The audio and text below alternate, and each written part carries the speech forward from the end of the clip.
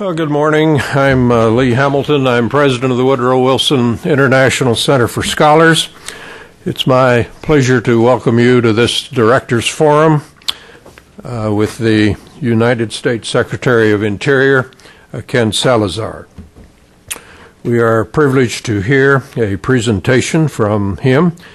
He was nominated as Secretary of the Interior by President Obama and confirmed in a unanimous vote by the Senate on January 20th, 2009.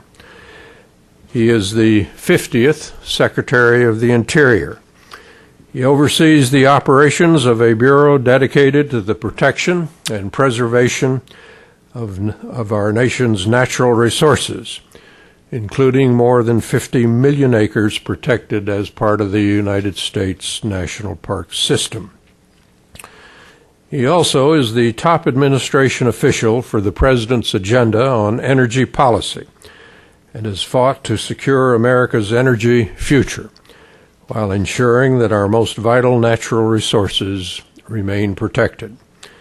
Under his leadership, the Department of Interior is working with researchers and scientists to develop new clean energy technologies and is developing energy initiatives that increase our domestic energy production in ways that are environmentally responsible and economically viable. Today's event will focus on America's energy future. Secretary Salazar is here to share with us the administration's comprehensive energy strategy, their focus on a new clean energy economy, and their progress in raising safety and environmental standards for the oil and gas industry's deepwater activities. Prior to his appointment as Secretary, during his remarkably successful career, Secretary Salazar served, as you all know, as Senator, representing the state of Colorado from 2005 to 2009. He previously served 2 terms as Attorney General for Colorado and had previously to that worked as a Colorado State Cabinet member for several years. He's a graduate of Colorado College, J.D. from the University of Michigan Law School. He and his wife, Hope, have 2 daughters and 1 granddaughter. He serves with extraordinary distinction in his present position as Secretary of Interior. It's my pleasure to introduce him. He will speak, and then he has indicated a willingness to take a few questions following his remarks. Mr. Salazar. Delighted to have you. Thank you, Lee. Thank you.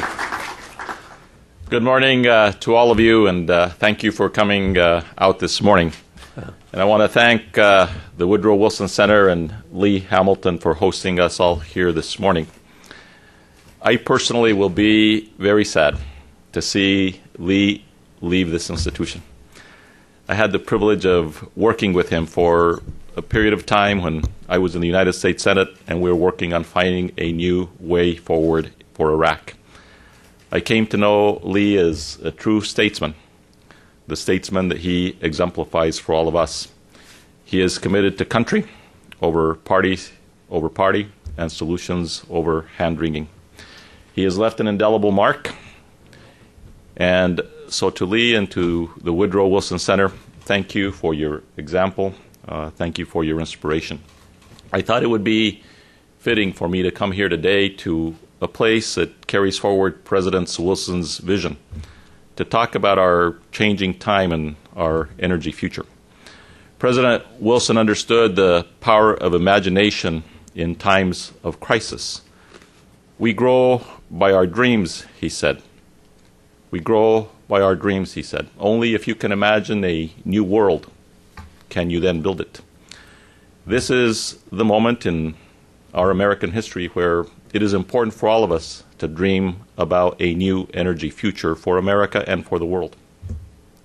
So the question is, where do we go from here? And how do we move from the point of the BP and Deepwater Horizon oil spill in the Gulf of Mexico? The Deepwater Horizon oil spill shook us as a nation, shook us as a people.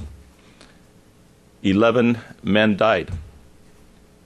Their families suffered. The public watched as oil spilled in to the Gulf of Mexico for 86 days. And armies of citizens and volunteers and public servants battled to keep oil off of our shores, to save the birds and the turtles, and to seal and kill the well below 5,000 feet in the bottom of the ocean. It took the best engineers and our top scientists and the relentless response of the United States government to beat back the devil that we had seen in the Macondo well. Today, the difficult job of recovery and restoration lies ahead. Secretary Mabus, at the direction of President Obama, charted the course for those efforts with his report earlier this week. And President Obama has made it clear that his administration is not done, that we are committed, and he has directed us to continue on a campaign which is a long-term campaign to restore the Gulf of Mexico. But the Deepwater Horizon oil spill also lays bare a more fundamental challenge that we must confront as a nation. Our energy policy, frankly, has failed us time and time again for many decades. Our economy today relies too much on foreign oil. We know that. Lee knows that. It was part of our discussions in the Iraq study group. We are falling behind China and India in the race for clean energy technologies and clean energy jobs. And our oceans, our coasts, and our climate are at risk. So where do we go in this time and the era beyond April 20th and beyond the Deepwater Horizon spill? We need to change the game. President Obama has charted a path to a safe and secure and clean energy future. We need as a nation to get behind that vision and that agenda. The President understands that the jobs of tomorrow are in clean energy. Those jobs are in places like Holland, Michigan, where under the Jobs Act of last year, $2.4 billion were invested in advanced battery technology. And that investment has helped get a new battery manufacturing plant underway. 300 people are helping build that plant. And another 300 will find jobs at that plant when it opens. Clean energy jobs are also in places like my state, my home state of Colorado, where in Pueblo, a place not far from where I grew up, a wind tower manufacturing plant opening there will put over 500 people to work. Across the country, the clean energy revolution is springing to life. The U.S. installed a record of 10,000 megawatts of new wind capacity in 2009, or enough to power over 2 million new homes. I want you to think about that for just a minute. For just a minute, think about 10,000 megawatts of power coming from the efforts to capture the wind in America. 10,000 megawatts of power, if we think about a typical utility power plant that will generate 350 to 500 megawatts, this is about the equivalent of 30 of those power plants. That's 10,000 megawatts of wind power in 1 year alone, 2009. So when people say we're not making progress, we know we have more progress to make, but we already have evidence that we are turning the future and capturing the new energy frontier. And thanks to our focus in the last year and a half on smart and coordinated permitting of renewable energy projects on your lands, the lands of America, our public lands, we are evaluating permit applications for more than 4,000 megawatts of new geothermal, wind, solar, and other energy renewable capacity. And these will include the largest solar projects in the entire world. Stay tuned, because in the days and weeks ahead, those announcements of the largest solar scale projects will be made. This administration's focus on clean energy, in my mind, is making a real difference. The trade industries estimate that up to 85,000 people now work in the wind industry in the U.S., and another 46,000 work in the solar industry. And our work on the new energy frontier, as I have said, is just at its infancy. But as we capture the new energy frontier, it's also important to recognize that oil and gas has been a part of the President's comprehensive energy program. So changing the game doesn't just mean focusing on clean energy development. Yes, it is important, and yet it is a future. And the future economies will succeed on whether or not we capture that new energy agenda. The truth, however, is that we continue to need oil and gas and conventional fuels as we transition to our clean energy future. The Energy Information Agency projects that the United States demands will rise 14% over the next 25 years. That's additional demand for oil and gas. To meet these demands, we will need fundamental reforms, in my view, to our nation's oil and gas programs. We should be producing oil and gas safer, smarter, and with stronger protections for the environment, both onshore as well as offshore. On the lands that I oversee in the West, we need to make sure that oil and gas leasing is done in the right way and in the right places. We're trying to fix a process that for the last few years has been bred more and more by conflict on the ground than anything else. In 1998, around 1% of the Bureau of Land Management's oil and gas leases were protested. The Bureau of Land Management, on behalf of the American public, manages about 250 million acres of land for the United States. And part of that management responsibility is the management for oil and gas resources. 10 years later, in 2008, 40% of BLM's oil and gas leases were protested, subject to litigation and continued wrangling. And these included leases that the previous administration had offered near Arches and Canyonlands National Parks, on which I took action early on as Secretary of Interior because they had been placed in the wrong part of our public lands. The onshore oil and gas reforms that the Assistant Secretary Lewis and the Bureau of Land Management Director Bob Abbey and I announced in January are about restoring common sense and order and certainty to the BLM and to their leasing process. These reforms bring engagement, environmental analysis, and smart planning into the leasing process from the beginning. Bob Abbey calls it smart from the start. Smart from the start. It's the right approach. It's the approach we're using not only with conventional energy, but also with respect to renewable energy. So the question today, for many of us who are here, for me as the Secretary of Interior, is how do we change the game with respect to offshore drilling and reform to offshore drilling in the wake of the Deepwater Horizon oil spill? Off our nation's coast, the call for oil and gas reform could not be more clear. The Deepwater Horizon oil spill laid bare fundamental shortcomings in the oil and gas industry's safety practices on the outer continental shelf. For 30 years, under the oversight of Republican presidents and Democratic presidents and Democratic secretaries of Interior and Republican secretaries of Interior and many Congresses, industry ventured into deeper and deeper waters without adequate oversight. Drilling technologies accelerated, but safety technologies and the government's regulatory framework were left behind. That gap is unacceptable. We need to fix that gap. And that is why we have launched the most aggressive and comprehensive reform to offshore oil and gas regulation and oversight in U.S. history.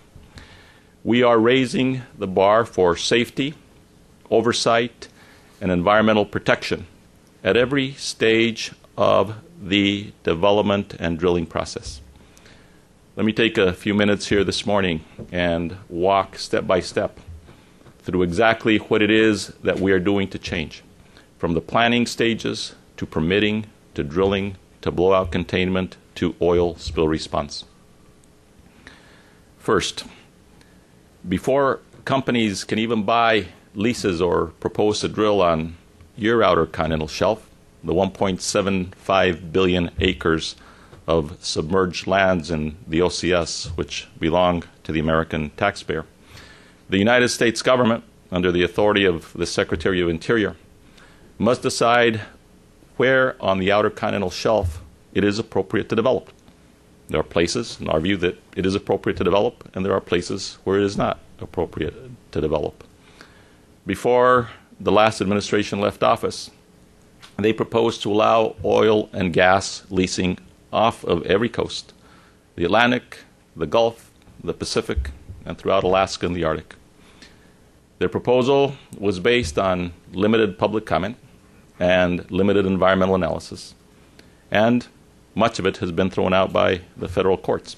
Indeed, the decision in the last day of the prior administration's office to essentially open up all these areas only allowed for 60 days of comment and input into that program.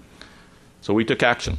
We canceled all the scheduled lease sales in the Arctic, and we put the North Atlantic, the Pacific, and Bristol Bay in Alaska off limits to development. And we established an open science-based process for deciding whether and where to allow offshore oil and gas exploration and development. The lessons from the Deepwater Horizon spill are now a part of the information base that will help us move forward with the decision-making process on the Outer Continental Shelf. So the first decision is where among these 1.75 billion acres that belong to you all in America, where is it that we will allow oil and gas development to take place? Second, once the U.S. determines what areas on the Outer Continental Shelf may be appropriate for leasing and development, proposed lease sales and drilling projects need to undergo through environmental reviews that are based on sound science. That's why the new Bureau of Ocean Energy Management, which I have created, with a collaboration of federal agencies like the Fish and Wildlife Service and the National Oceanic and Atmospheric Administration, is conducting comprehensive new environmental analyses in the Gulf of Mexico and in the Arctic. Those analyses will help inform future leasing and development decisions. In addition, deepwater drilling projects in particular carry risks that need to be well understood. That's why BOEM Director Michael Bromwich has directed his agency to limit the use of the categorical exclusions, which were regularly used under NEPA, when reviewing deepwater drilling projects. That will happen no longer. Third, at the permitting stage. So once you get through these processes of determining where you're going to drill, and you get through the processes relative to the leases themselves, then you have to get to the permitting of wells and the development of wells. So at the permitting stage, operators now will need to clear a higher bar before being given a permission to drill. Operators will be required to meet new standards for well design, for casing, and cementing. Their drilling plans have to be certified by a professional engineer. And we have asked that Congress give Interior and BOEM more than the 30 days that are now set in statute to review the exploration plans that are submitted. It is important that that get done. Moreover, before receiving a permit, operators will need to show they are prepared to deal with catastrophic blowouts like the one that we have seen from the Macondo well. A loophole that was established in 2003 exempted certain operators from the worst case discharge requirement in their exploration plans. That was not wise. That loophole has now been closed.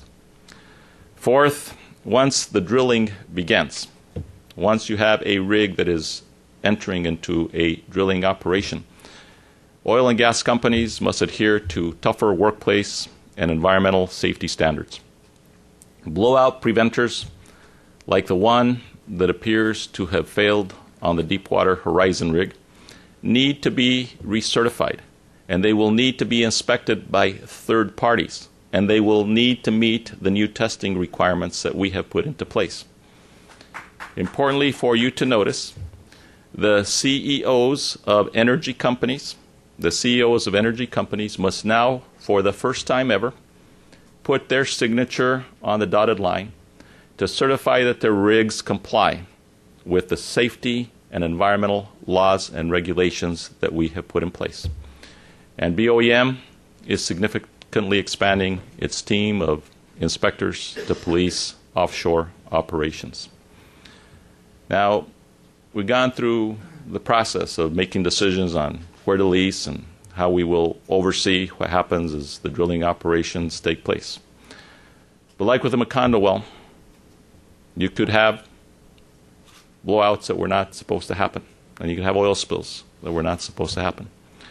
So the fifth thing we are doing, if something does go wrong on a rig, companies need to be prepared to respond, as does the United States. The Deepwater Horizon spill showed just how unprepared the industry in the Gulf of Mexico was for a deep water blowout and for oil spills. I appreciate that in the last month and a half or so, the oil and gas industry has committed $1 billion to develop its blowout containment capabilities, and BP is contributing its equipment to that effort under an agreement. Under the authority of the United States, we will order those capabilities to be made available and to be quickly deployable if they are ever needed. We are also continuing our work to institutionalize the experience and expertise and leadership the U.S. government developed through the Deepwater Horizon source containment and oil spill response efforts. If there was ever a laboratory for learning, we went through a real crisis and a really big laboratory for learning from which all of us involved learned a great deal. Indeed, we just convened a meeting at the Department of Interior of top experts, including my colleague, Secretary Chu, and Tom Hunter, the former director from Sandia Labs and Industry, to discuss how we can institutionalize the blowout containment expertise which we have obtained and learned from over the last 5 months. Director Bromwich is also developing recommendations on issues relating to the deep water drilling suspensions based on 8 public forums he has held around the country. He is working on a report that will be delivered to me soon, and that report will make recommendations on how we move forward with the moratorium. Sixth, and finally, we are building a strong independent agency to police offshore oil and gas operations. Gone is the royalty in kind program, which accepted oil and gas in lieu of cash as royalty payments on our nation's energy resources. Gone is the Minerals Management Service, the agency that held conflicting missions of promoting energy development, regulating the industry, and collecting revenues. That is now gone. Instead, we are building independent agencies to carry out these independent missions. Tomorrow in Lakewood, Colorado, I will meet with the employees of that office at the beginning of the fiscal year, October 1, to stand up the new Office of Natural Resource Revenue. That Office of Natural Resource Revenue will oversee royalty, development on public lands and waters. That agency is separate from the offshore leasing and regulation programs at BOEM. That effort will take away the revenue collection from the responsibilities of the government to go out and to lease and develop and to police, so that we will deconflict those missions by moving it totally out of BOEM. Now in BOEM, Michael Bromwich, who graciously agreed to come into the midst of crisis and to lead the new Bureau of Ocean Energy, is doing a great job moving us forward in this transformation. Michael Bromwich is a person with great experience, including having been the Inspector General at the Department of Justice for many years, and having been the monitor for police departments, and having helped companies in their transformation efforts when he was in the private sector. 3 months in, Director Bromwich has already stood up a new internal investigations and review unit within BOEM. That unit has a mission to root out problems within the regulatory agency and target companies that aim to game the system.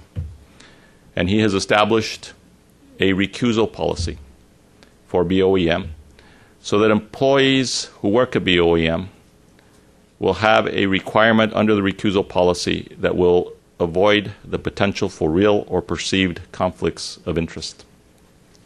Director Bromwich's goal, and my goal, is to stand up a tough, strong, and independent agency to oversee offshore energy activities and to make sure that the agency has the tools that it needs to do the jobs. It cannot do the job if it remains as essentially a starved agency without the authority and the personnel to do the job that we assigned to the agency. We need the support of Congress. We need the support of Congress in this effort. The administration requested and Congress provided an immediate $29 million in the fiscal year, which is now ending, to carry out the additional inspections and environmental analysis which we need to do. We have also recently submitted a budget amendment to Congress that would provide an additional $100 million in this next fiscal year to implement the series of reforms that we are putting in place. We need those revenues in order to be able to create this robust agency.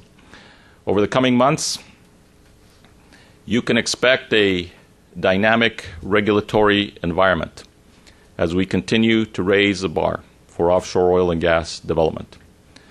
This day we are announcing two new rules. One that will reduce the risk of human error on rigs and platforms, and another that strengthens requirements for safety equipment, for well design, and for blowout preventers. The first rule that we are implementing today is the drilling safety rule. It is a rule promulgated under our emergency authorities so that it will take effect immediately today. Through the drilling safety rule, we are making permanent, tough new standards for well design, casing, and cementing. A professional engineer must independently inspect and certify each stage of the proposed drilling process. And blowout preventers must be independently certified. And blowout preventers must meet new standards for testing and for maintenance. And they must be capable of severing the drill pipe under the anticipated conditions of the well. The drilling safety rule will help prevent the possibility of blowouts by strengthening wellbore integrity and well control equipment. Those are two of the areas where the investigations have all looked at the possibility of the root causes of what happened with the Deepwater Horizon and the Macondo well blowout. The second rule is called the Workplace Safety Rule. That rule aims to reduce the human and organizational errors that are the root cause of many accidents and oil spills. Under this rule, offshore operators must develop a comprehensive safety and environmental impact program to identify potential hazards when they drill. They must develop a protocol for addressing those hazards. And they must have strong procedures and risk reduction strategies for all phases of activity, from well design and construction to operation, maintenance, and decommissioning. There should be no gaps in the operator's workplace safety program. Many companies objected to this common sense rule. Some in the industry know it as the SEMS rule, when we put it out for public comment. In my view, the rule is needed. And so we will move forward and we will implement that rule. And we will further enhance and refine that rule in the weeks ahead. In the coming weeks, we will build on these two rules, specifically based on our experiences over the last 5 months dealing with the Macondo well. Director Bromwich will proceed with a new rulemaking to further tighten the design standards for blowout preventers. In this proposal, we will consider requiring that blowout preventers be equipped with 2 sets of blind shear rams, in addition to requirements for improved instrumentation and additional redundancies for actuating the rams. We recognize that these additional BOP requirements will have a cost for industry.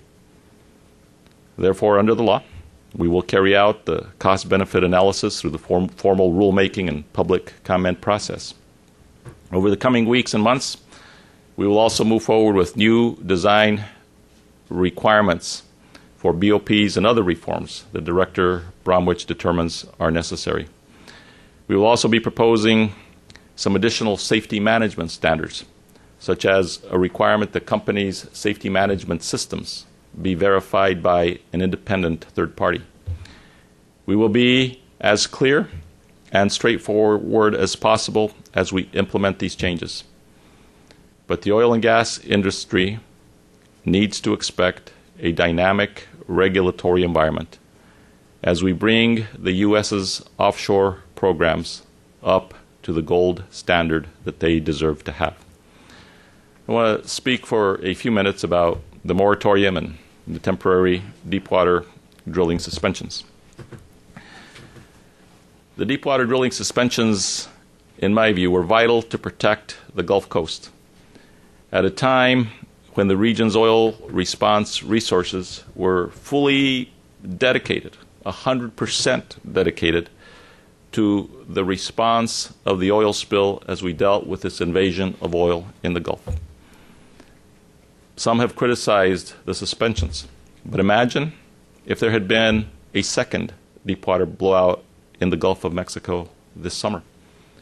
Where would the oil spill response capability have come in to deal with that second oil spill? The suspensions have been important for another reason. They are providing us a time needed to bring the industry's safety practices, blowout containment capabilities, and spill response strategies to the place they need to be for deep water drilling to resume. Understandably, there are many different views on the deepwater drilling suspensions. On one side, the same people who have fought to weaken regulation and oversight of the oil and gas industry have protested the suspensions from the start. They want us to ignore the new reality and go back to business as usual as if nothing had happened in the Gulf of Mexico this summer. But that's not an option. We won't proceed down that path. On the other side, when we do lift the suspensions, some will say it is too soon. They will say that there are still risks involved in deep water drilling. Yes, I recognize that there will always be risks associated with deepwater drilling. Nothing in life is without risk. But we will only lift the moratorium when I, as Secretary of the Interior, am comfortable that we have significantly reduced those risks. The fact is, we still need oil and gas from the Gulf of Mexico.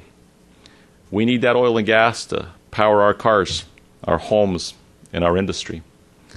But we can make, and are making, drilling and production safer. I began today with President Wilson's observation that to be able to build a new world, you have to be able to imagine it. We grow by our dreams, the President said. I would add that we also grow by our courage. And it is in times of crisis that Americans have always found the courage to act most boldly. I think about the dawn of the 20th century when the wilderness warrior, President Teddy Roosevelt, who, seeing our open lands and wildlife disappearing, established our great wildlife refuges and created the seeds for America's best idea, our national parks. I think about the Great Depression and the leadership that it took to stand up our nation once again. And I think about my parents' generation, the greatest generation, who returned home from World War II to build a nation which became the envy of everyone around the world. They met their challenges in their time. My mother and father met their challenges in their time. So challenges and crises spur action and they spur imagination. They compel change and they inspire action. It is my hope that when we look back at this time, at the crisis that unfolded beginning on April 20th in the Gulf of Mexico, that we will see this as a turning point for our country and for our world as we move forward to develop a safer and more environmentally protective oil and gas industry in America's oceans and in oceans around the world. Let history show that we emerged from this crisis a stronger nation, a nation that transformed the way that we see and use the energy for our nation, a nation that can build a clean energy economy with American workers and American resources and American ingenuity.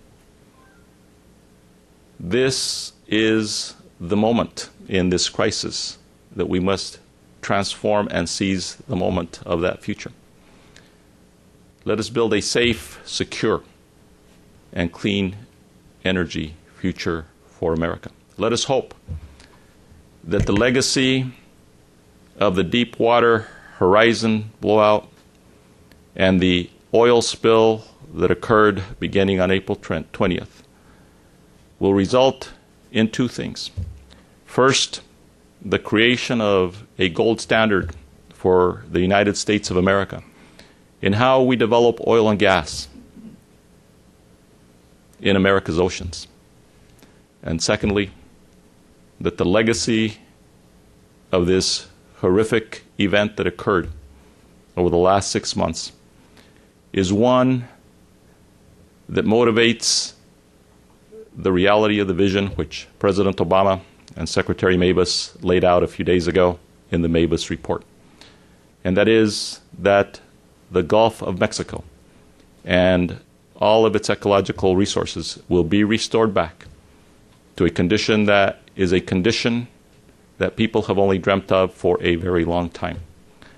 That the Mississippi River and the Mississippi River Delta will have its marshlands and the barrier areas along the Gulf Coast restored to the place of the dreams of people in the Gulf of Mexico that have been shaped that area for the last 30 years. So it is an opportunity, in my view, that at this point in this crisis, we can move forward to create that gold standard for the development of the oil and gas industry in our oceans, and that we can also restore one of the most important ecosystems of national significance in our world to a place where we can all be proud of. Thank you very much. Okay.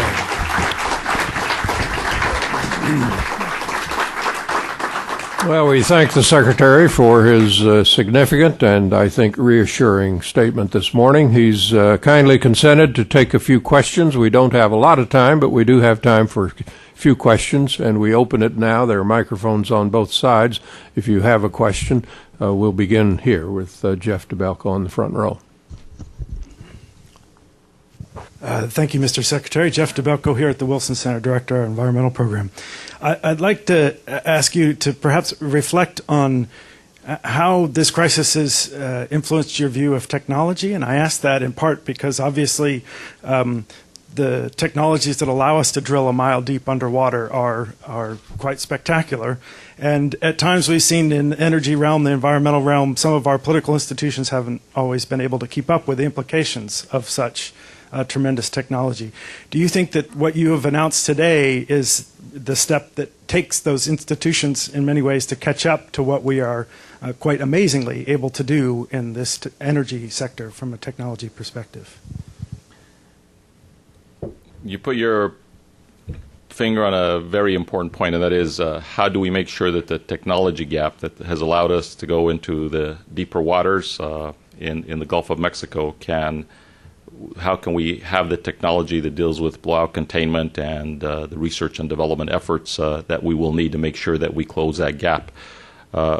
We have a lot of work to do in that area, and the rules that we announced today and will be announcing in the weeks ahead will help us move forward in that direction. And let me give you just one example here.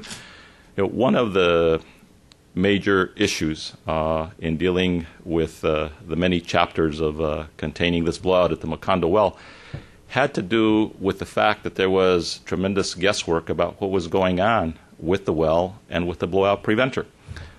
We had no way of really telling what the pressures were of the well as it was coming up as the oil was coming up through the well. There was no instrumentation on the BOP that allowed us to easily understand what the condition was of the multiple rams that were supposed to be the fail-safes to close off the blowout. And so one of the things that we need to work on, and we will need investments in, are these upgrades to the blowout preventers, as I was speaking about. Some of those, and many of them, are contained in the new requirements that we are imposing today. Some of those requirements and technological leaps should come out and will come out of an industry-government collaboration, where we need to make sure that the technology relative to containment, relative to the design of the wellbore, relative to all the features of oil and gas production, stays up with the engineering technology that has allowed us to move into the deeper seas. For me, I spent I think I have been to the Gulf of Mexico somewhere between 15 and 20 times since the blowout occurred, and I spent about 10 days in Houston at Mission Control as we were dealing with the Macondo well. And there was, during those times, a lack of information about what exactly was happening with the Macondo well, that essentially, in my view, if we had information earlier on, the oil spill and the containment of that well could have moved much quicker. And so the research and development that will allow us to put in the kind of instrumentation into these mechanisms is something that is very important. Okay, further questions here. There's one right here. Morning, Mr. Secretary. Mike Gravitz from Environment America. Really pleased to hear that you've put the Pacific Coast and the North Atlantic coast off limits to new drilling and Bristol Bay. That is really terrific. But let me ask this question. You've left open the potential for drilling off the South Atlantic and the Mid-Atlantic and the Eastern Gulf of Mexico, places with really wonderful marine ecosystems, lots of people who live along the coast. Why can't we just put those areas off limits too? Wouldn't that be a good idea, given the fact that one of these big spills can spread out 600 miles? So if we had drilling off the coast of Virginia and there was a big blowout, we'd have an oil spill all the way up to Cape Cod. Thank you. Yeah, we will adjust as we need to adjust as we move forward with the first step, which I outlined in my speech, and that's the OCS plan. I inherited a plan that essentially opened up everything. We significantly changed that, as you indicated in your question. Whether there will be adjustments in that plan is something that we will make decisions on in the near future.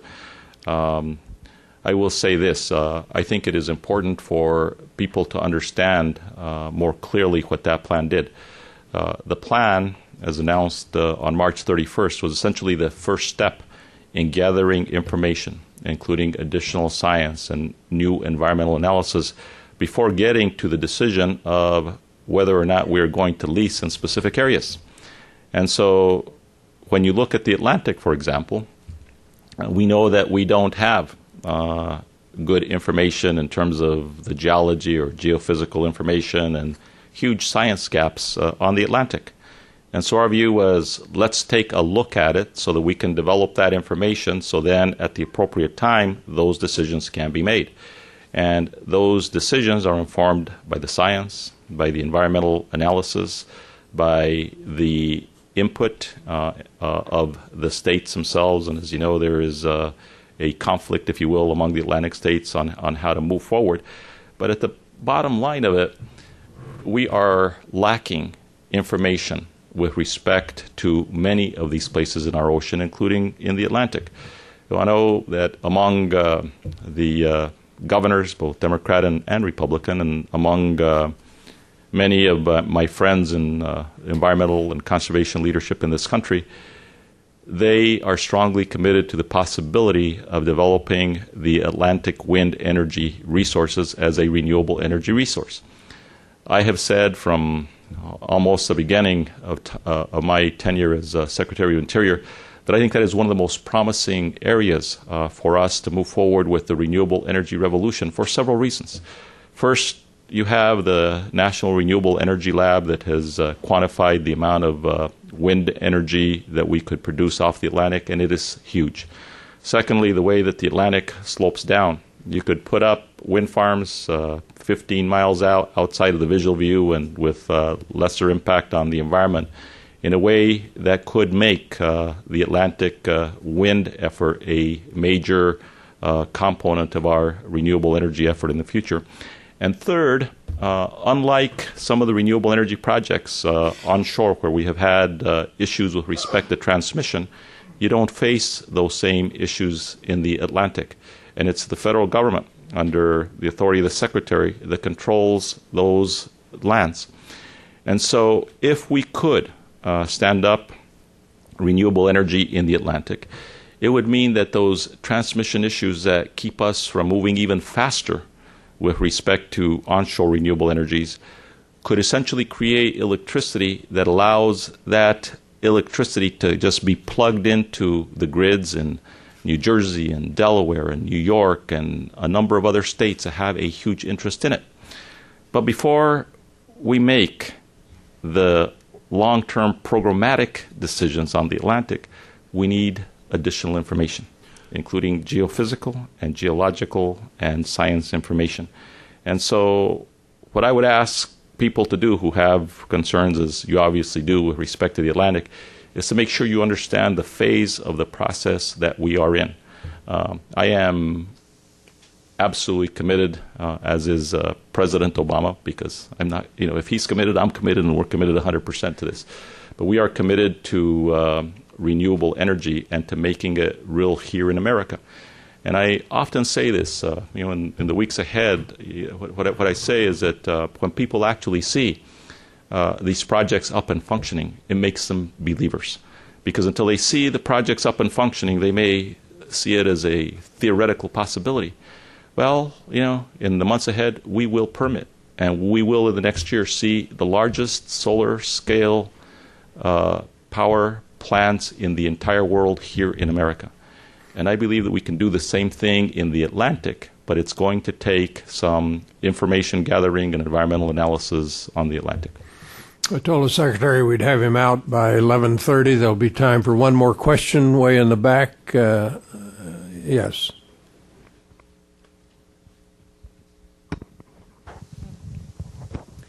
Thank you, Secretary. I am E.J. Scott. I'm the Commissioner with the Virginia Department of Environmental Quality and the Waste Management branch. You talked about renewable sources, solar, wind, and geothermal. Have you all looked into fuel cells and developing and supporting that industry as well?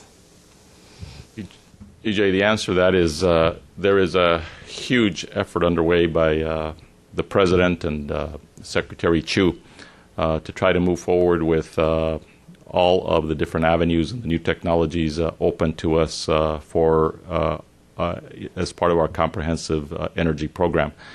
And so the portfolio of what we're looking at in terms of our comprehensive energy program, yes, it includes renewables and the whole portfolio of renewables that I have spoken about this morning. Yes, it includes oil and gas, as I have spoken about this morning. But we also know that much of our challenge with respect to the broad goals of a comprehensive energy plan, which are energy independence, it is making sure we are moving forward with dealing with the issues relating to climate and carbon pollution, that many of those answers lie in technology. And so the plant in New Holland moving forward with the advanced battery technology, that's part of our future in terms of how we're going to power our country. And so we've been very open to looking at different approaches to how we can meet the energy needs of America. I think the President has said this many times, and I have said it many times, that the future strength of our country and countries around the world really will rest on who it is that is able to move ahead with capturing this new energy future for the world. And that is why China is investing such huge amounts in everything from renewables to technologies. And we, as the United States, are not playing for second place. We're playing for first place. And so we will take a look at everything that we are doing, and there's much going on. And we're excited about the future. We're optimistic that we're gonna get there. I'll ask you to stay in your seats while the Secretary exits. Mr. Secretary, we thank you for a marvelous presentation. We're delighted to have him. Let's show our appreciation for it.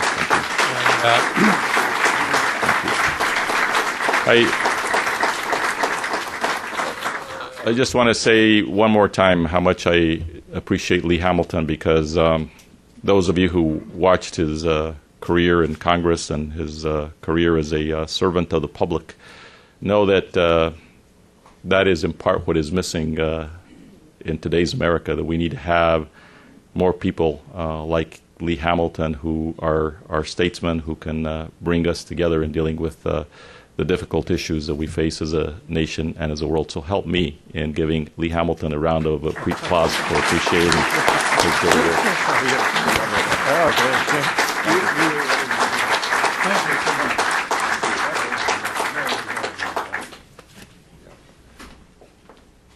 We'll let the Secretary exit and just remain seated for a few more seconds, if you would. Thank you very, very much for coming. The Center is delighted to have had you here. Yeah.